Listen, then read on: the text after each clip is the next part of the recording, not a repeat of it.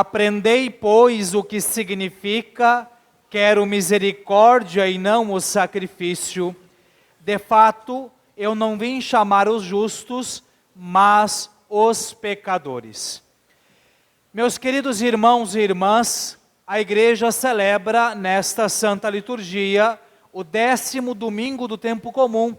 Depois de termos feito todo esse caminho, tivemos Advento, Natal, algumas semaninhas do tempo comum, depois Quaresma, tempo da Páscoa, a igreja volta ao tempo comum, que é o tempo onde nós meditamos sobre a vida pública de Jesus, ou seja, aquilo que nosso Senhor faz entre o batismo no Rio Jordão até a sua prisão, crucifixão, morte e ressurreição. Então, o tempo que Jesus ficou andando ali por todo o território de Israel, de Judá, pregando o evangelho, curando, expulsando os demônios, os atos chamados atos públicos da vida de nosso Senhor. Então, neste domingo, nosso Senhor, numa palavra, se nós precisarmos assim colocar, sintetizar, o Senhor hoje vem nos falar sobre a necessidade que há de termos coerência entre aquilo que nós dizemos crer ou cremos e aquilo que nós vivemos, a boa coerência entre a fé e a vida. Na primeira leitura, retirada do livro do profeta Oséias, nós vemos Deus, através do profeta, fazendo uma censura ao povo de Israel. Vamos recordar que o profeta Oséias é um profeta assim que é bastante desafiado pelo povo de Israel, porque é um período bastante conturbado da história de Israel, especialmente pela infidelidade do povo a Deus.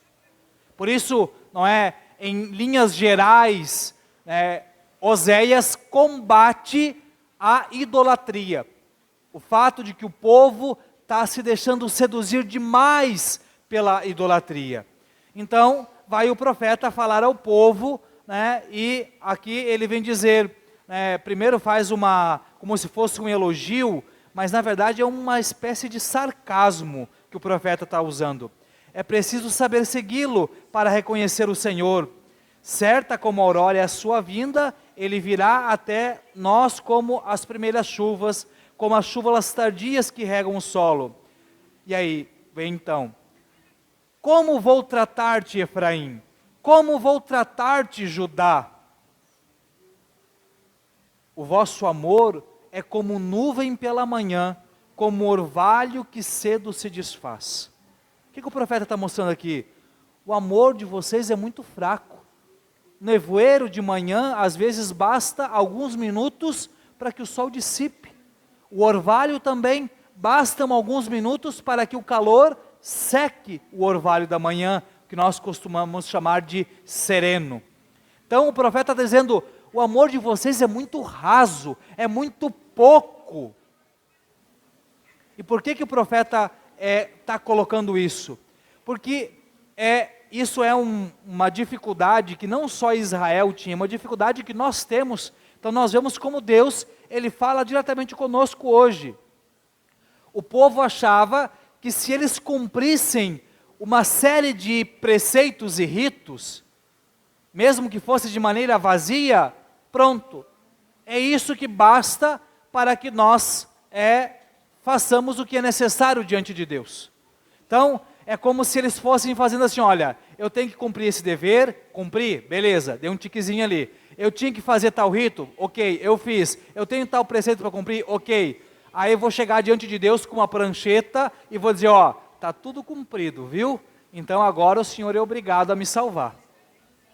Ou seja, a impressão de que é simplesmente um mérito humano a salvação. E que Deus fosse uma espécie de escravo que estivesse obrigado a cumprir aquilo que eles, homens, querem. E aí, olha como é que encerra a leitura.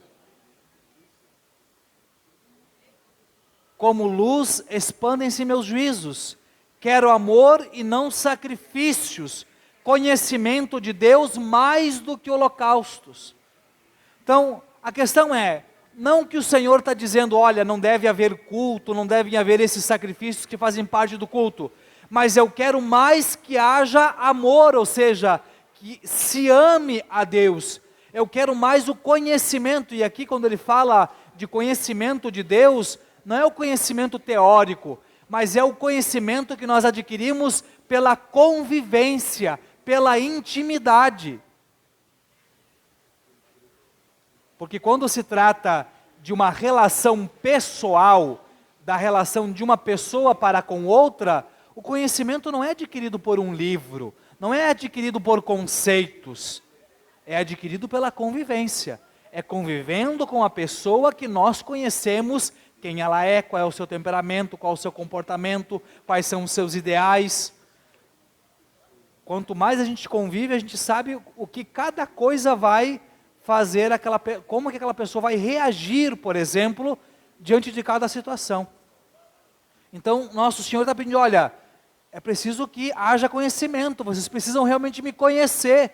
Não adianta vir aqui, apenas apresentando esses cultos exteriores, se não há uma adesão interior. E aí nós passamos para a segunda leitura da carta de São Paulo à comunidade dos romanos, onde São Paulo apresenta alguém que é modelo nisso que Deus está pedindo na primeira leitura. Abraão, nosso pai na fé.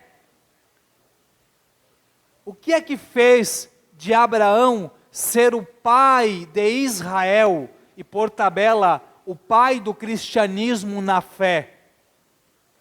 A sua adesão irrestrita a Deus. Então, é adesão mesmo. Não é dizer eu creio, eu estou cumprindo aquele preceito, aquele culto, mas é aquela adesão mais radical, que acontece no mais profundo da nossa alma e do nosso coração. E eu creio que isso fica muito claro quando nós recordamos que Abraão e sua esposa Sara eram estéreis, já estavam na velhice, Deus concedeu a eles um filho, Isaque, e houve um momento, quando Isaque era ali já adolescente / jovem, que Deus pediu a Abraão que oferecesse o seu único filho, aquele que na mentalidade humana, vamos olhar, Deus tinha prometido a Abraão que ele seria pai de uma descendência que era tão incontável quanto a areia do mar, quanto as estrelas do céu. E o único meio dessa descendência acontecer era com o seu filho gerando os seus netos e assim sucessivamente. E o que é que Deus pede a Abraão? O sacrifício do filho. E nós vemos que mesmo com toda certeza, com dor no coração, Abraão não titubeia, prepara tudo o que precisa preparar e parte para o monte para executar aquilo que Deus lhe pede. É claro, eu sei que isso já foi dito, mas é preciso dizer novamente, é óbvio que Deus não queria a morte de Isaque. Deus queria, era a fé de Abraão. E obteve. Porque antes de executar, Deus falou através do anjo, olha, não faças a teu filho mal algum. Já tem ali um cabrito pronto para fazer o sacrifício. O que Deus queria era essa fé.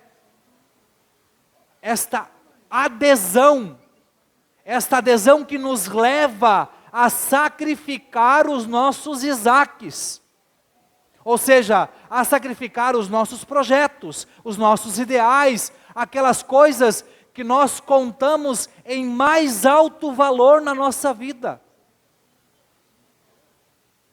Porque se nós não estamos realmente aderindo a nosso Senhor, ao ponto de, se necessário, renunciar a coisas, pessoas, ideais que nós realmente amamos, nós não estamos aderindo radicalmente a Deus.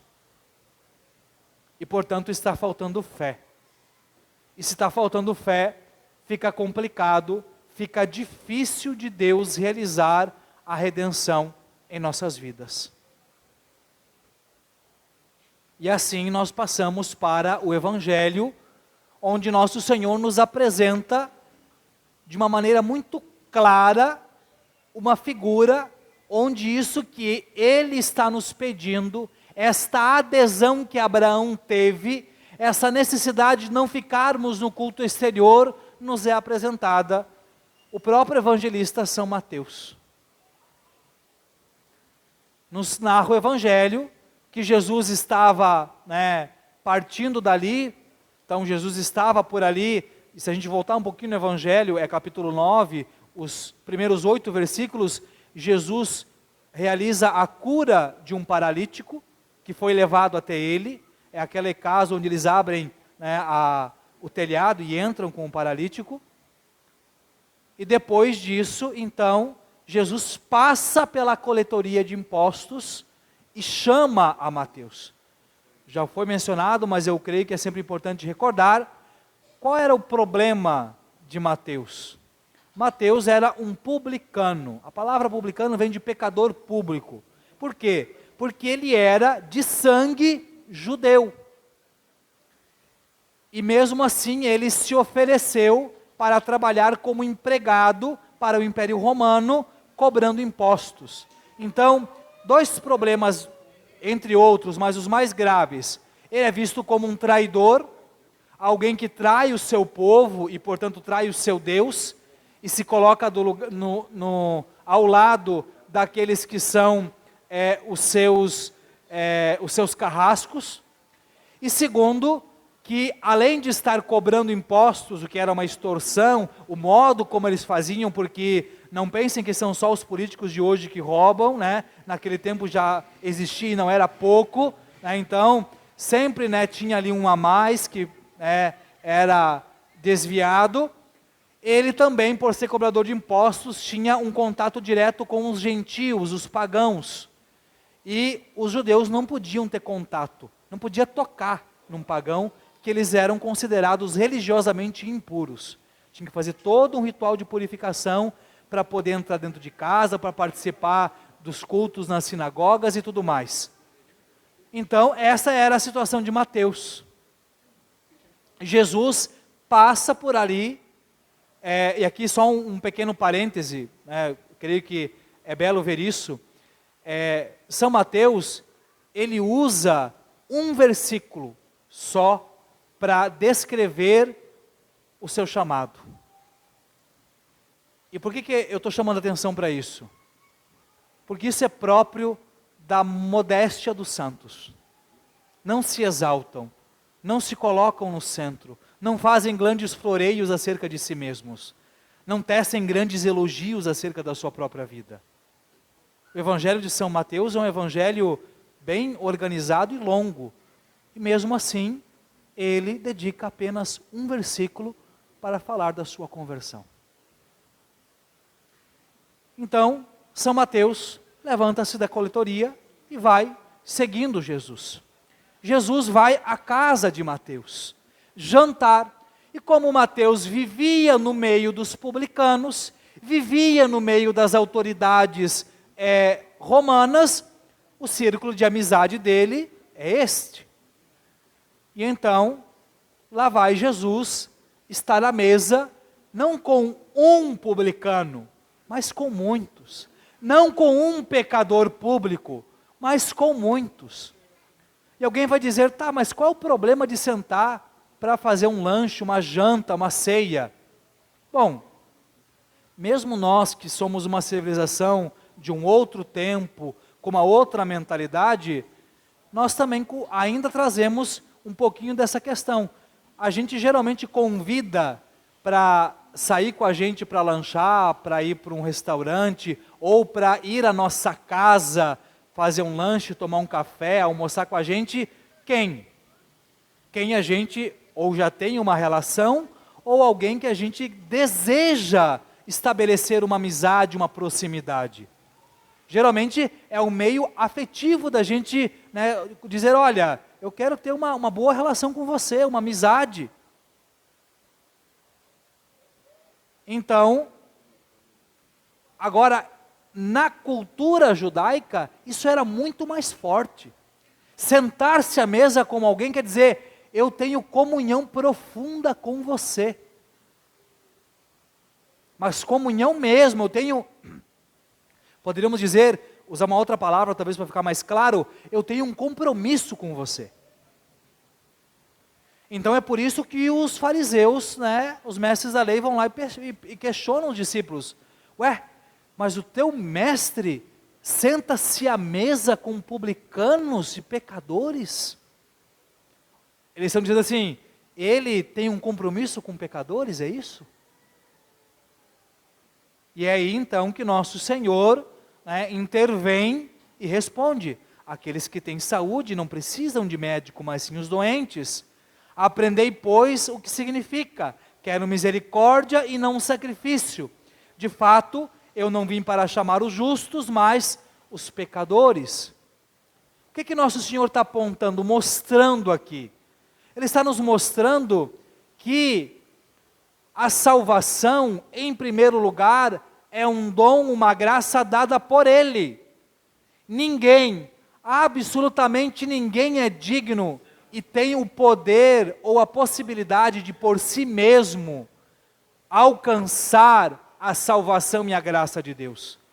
A primeira graça nos é dada total e gratuita por Deus.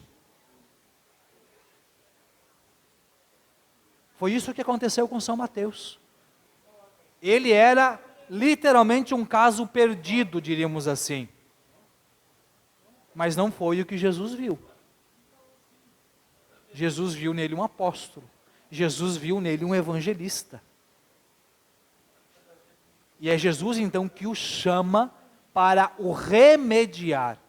E sim, vai à casa de Mateus, porque ali começa o trabalho de purificação, o trabalho de conversão, até que São Mateus fosse capaz de dar uma adesão tão firme ao Senhor, que literalmente abandonasse o que faltava e se desprendesse da sua própria vida por amor a nosso Senhor. Então, meus irmãos e irmãs, nós voltamos àquilo que eu falava lá no início. Qual é a síntese da liturgia de hoje? A coerência entre o que nós cremos e o que nós vivemos. A nossa fé, o nosso crer em Cristo, a nossa vida como cristãos, em primeiro lugar, nos é dada como um dom totalmente gratuito, generoso de nosso Senhor.